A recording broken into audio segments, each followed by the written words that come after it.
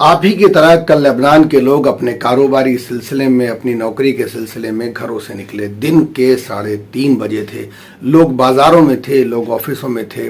Pager पर एक beep की साउंड सुनाई देती है और जैसे ही उस मैसेज को वो रिसीव करते हैं, पेजर में अचानक जाता है। 2800 से 4000 लोग जख्मी हैं और 9 लोगों की मौत हो चुकी है, जिनमें 100 से ज्यादा लोगों की हालत सीरियस है। मरने वालों में 9 साल की एक बच्ची भी है। दरअसल दुनिया के कई ममालिक में लोग अब मोबाइल से तंग आ गए, क्योंकि मोबाइल को आसानी से एक्सेस किया जा सकता है। आपकी लोकेशन पता की जा सकती है, पेगासस के जरिए आपके कैमरे को ऑन किया जा सकता है, आपके मोबाइल का तमाम डाटा निकाला जा सकता है, उसको चेक किया जा सकता है। लिहाजा लोग अब मोबाइल छोड़कर पेजर की तरफ मूव हो रहे हैं। इजराइल अपनी हरकतों से बाज नहीं आता है, लिहाजा लेबनान में मोबाइल से ज्यादा लोग पेजर यूज करते हैं।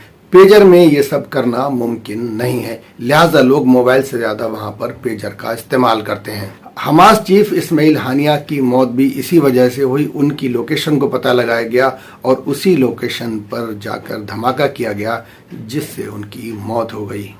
इसी वजह से लेबनान में हिजबुल्लाह और आम नागरिक पेजर का इस्तेमाल करते हैं।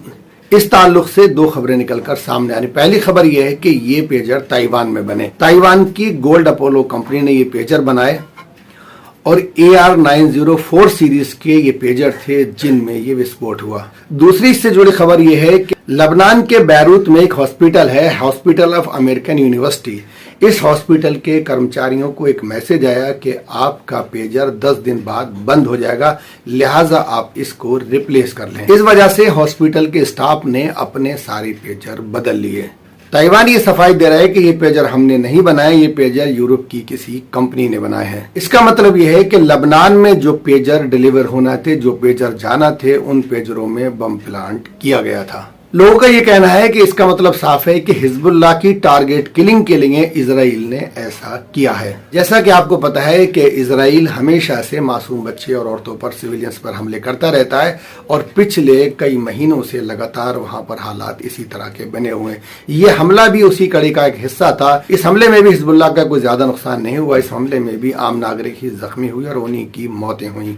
मतलब आपकी जेब में या आपके पास जो मोबाइल है, सोचें वो कितना खतरनाक है, वो किसी की भी जान ले सकता है। हिजबुल्लाह ने यह कहा है कि हम इजराइल से इसका बदला लेंगे। खबर यह भी आ रही है कि हिजबुल्लाह का कहना है कि हमें इजराइल की इस चाल की भनक थी, लिहाजा हम लोग जांच कर रहे थे, लेकिन उससे पहले ही इजराइल ने ब्लास्ट कर दिया। अमेरिका ये तो मानना है कि इजराइल ने ये ऐसा किया है, लेकिन अमेरिका ये कह रहा है कि इसमें हमारा कोई हाथ नहीं है। और अगर अमेरिका का कहना है इजराइल ऐसा कर रहा है, तो क्या अमेरिका उसके ऊपर कोई पाबंदी लगाएगा या इजराइल पर किसी पाबंदी का कोई असर होगा, या ये जंग, ये हत्याएं इसी तरह जारी रहेंगी।